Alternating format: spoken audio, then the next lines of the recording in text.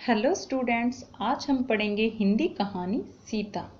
बच्चों, आप सबने रामायण के बारे में तो सुना ही होगा।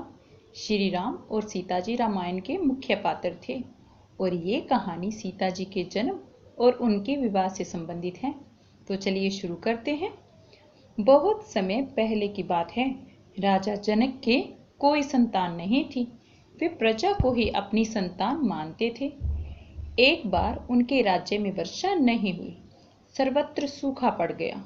लोग भूख से मरने लगे। चारों ओर त्राही त्राही मच गई। इस समस्या का समाधान निकालने के लिए राजा ने शास्त्रों के ज्ञाता, विद्वानों एवं पंडितों को बुलाया। सबने विचार करके सलाह दी कि यदि राजा और रानी खेत में सोने का हल चलाएं तो वर्षा अवश्य होगी। उनकी सलाह मानकर राजा और रानी खेत में हल चलाने हेतु गए। जब राजा और रानी हल चला रहे थे तो वह एक स्थान पर रुक गया। हल की फाल किसी वस्तु से टकरा गई थी। खुदाई करने पर वहां एक घड़ा दिखाई दिया। उस घड़े में एक सुंदर कन्या थी। राजा और रानी ने जैसे ही उस कन्या को गोद में लिया, बहुत जोर से वर्षा होने लगी। राजा जनक उस कन्या को पाकर बहुत प्रसन्न हुए। उन्होंने उस कन्या का नाम सीता रखा। जब वह बड़ी हो गई तो राजा जनक ने उसका विवाह करने की घोषणा की।